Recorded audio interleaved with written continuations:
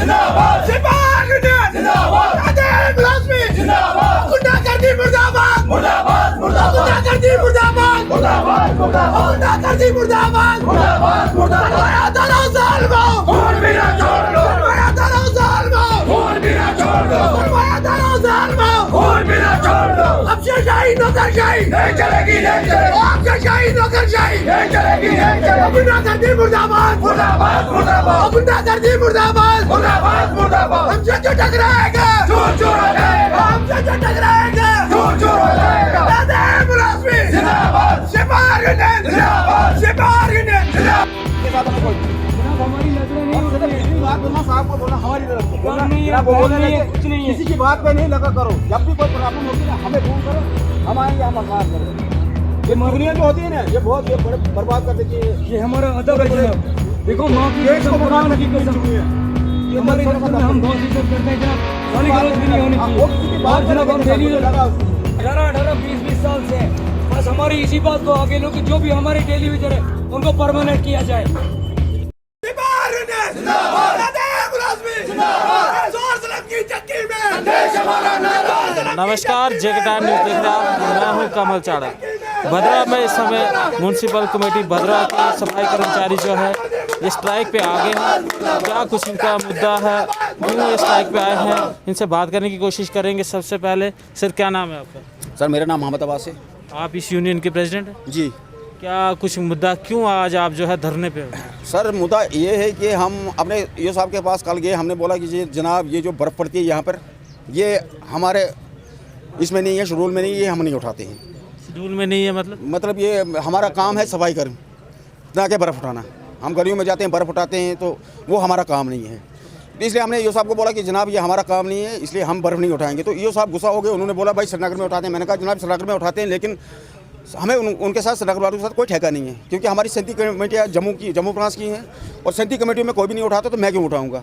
तो उस पर जनाब उन्होंने गाली गलौज देना शुरू कर दी। माँ की गाली निकाली जनाब ईओ साहब ने हमारे। क्या बोला उन्होंने बोला उल्लू के पठे जी। तो उसी पे हम माँ बहन की गाली बर्दाश्त नहीं करेंगे जनाब। तो इसमें जो है अब आगे आपकी क्या रणनीति है? सर हमारी रणनीति ये है कि हम ना बर्फ हटाना हम उठाएंगे, और जो हमारे बंदे लगे हैं इधर दफ्तरों में उनको बाहर निकालेंगे, नहीं तो जो स्वीपर हैं, नहीं तो हम ये स्ट्राइक आगे ले जाएंगे। आखिर में जो आपकी डिमांड क्या है? आपको पता है इस समय जो है बर्फबारी में पहले से ही लोग परेशान हैं, रास्तों पे बर्फ़ पड़ी है, स्लाइड हो रहा है, लोग गिर रहे हैं, किसी का हाथ टूट रहा है, किसी के पैर टूट रहा है। अगर ऐसे आगे चलता रहा तो कब तक, मतलब क्या कहेंगे? सर वो हम तक नहीं, वो गवर्नमेंट को सोचना चाहिए। वो गवर्नमेंट हमारा नहीं सोच रही तो हम क्या कर सकते हैं? हमारे तक कितना है? जब हमें 16 साल हो गए, जब गवर्नमेंट है, अभी तक हमारा कोई सोचा? तो अगर लोगों को परेशानी होती है तो वो हमें परेशानी होती है, क्योंकि हम नहीं चाहते कि आवाम को परेशानी हो जाए।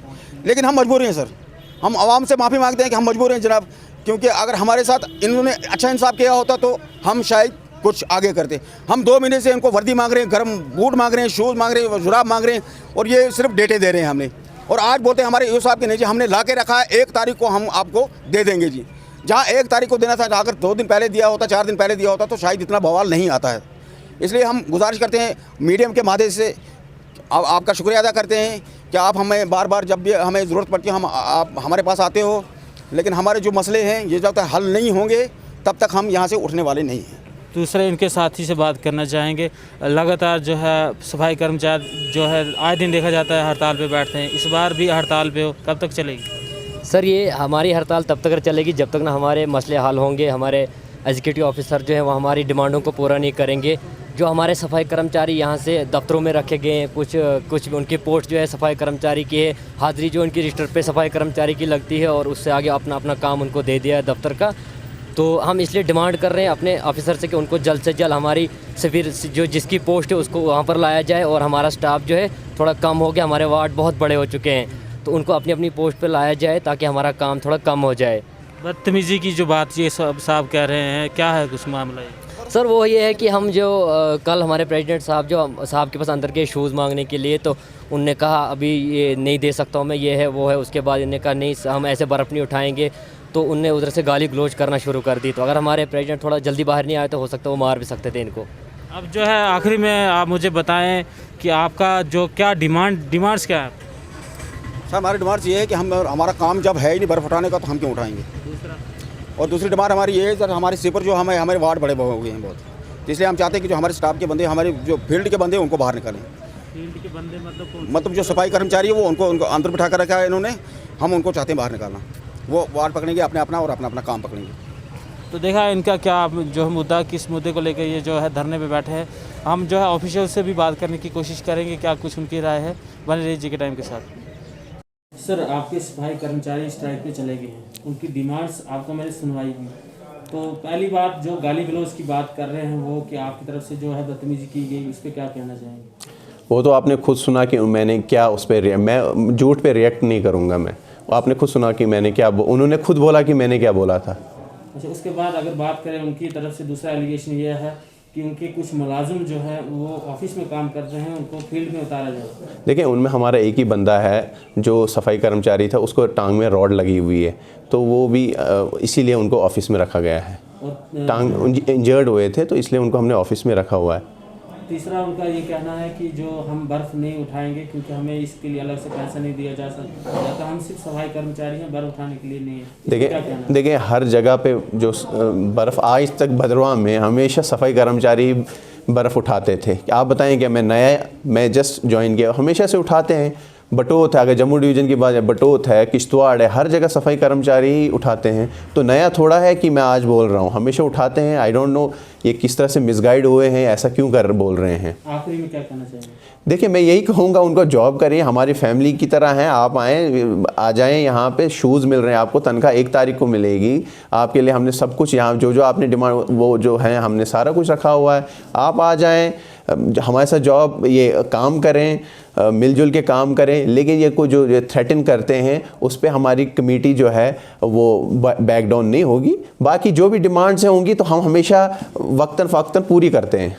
इसमें भी जो ये प्रोटेस्ट कर रहे हैं, हमारे जो परमानेंट एम्प्लॉयज़ हैं वो तो काम कर रहे हैं, और उन्हें ये जो प्रोटेस्ट पे इस टाइम कैजुअल लेबर है, वो इसमें भी वो परमानेंट एम्प्लॉयज़ को थ्रेटन कर रहे हैं। लेकिन इनको एक चीज़ बता दो, अगर इन्होंने हमारे जो बाकी अगर प्रोटेस्ट कर रहे हैं तो अगर हमारे दूसरे एम्प्लॉयज़ को इन्हें थ्रेटन या डिस्चार्ज ड्यूटीज़ करने न दी तो उसमें फिर हमको कुछ एक्शन लेना पड़ेगा।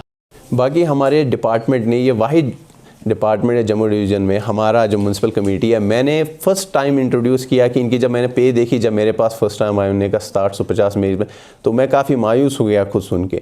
उसके बाद ये मैंने खुद इनिशिएटिव, मेरी टीम ने इनिशिएटिव लिया कि इनके लिए हम लेबर कार्ड का इंतज़ाम करें। उसमें हमने इनको लेबर डिपार्टमेंट के साथ किया। उसमें जो भी बच्चा, अगर इनका कोई बीटेक कर रहा है, उसको 50,000 मिलेगा। जब भी हमने वो प्रोसेस भी स्टार्ट, वो भी हमारे ही लड़के स्टार्ट कर रहे हैं, इनके फॉर्म्स फिल करना। जो अगर ग्रेजुएशन कर रहा है उसको 10, 15, 20 हज़ार रुपये, इनके मेडिकल रिइंबर्समेंट, सारा कुछ वो हमारा डिपार्टमेंट देख रहा है। तो मैं कह रहा हूँ हमारा डिपार्टमेंट, और विदाउट इनके कहने के बगैर वो चीज़ें हमने खुद की, और आगे भी हम इनके जो खुद ही यहाँ पे आयुष्मान कार्ड है, बाकी चीज़ें, वो मैंने खुद डिपार्टमेंट से बात की है, उनको हम सारी चीज़ें यहाँ खुद ले रहे हैं। वो भी, उसमें भी उन्होंने कुछ बोला नहीं, हम ही यहाँ से इंट्रोड्यूस कर रहे हैं। और आगे भी इनके बोलने के बगैर भी हम जो स्कीम्स गवर्नमेंट की है, खुद मैं यहीं से उनको, इनके लिए मैं करूँगा, चाहे वो बोले या ना बोलें। हम जो भी इनके वेलफेयर के लिए चीज़ें, हम सब कुछ करेंगे।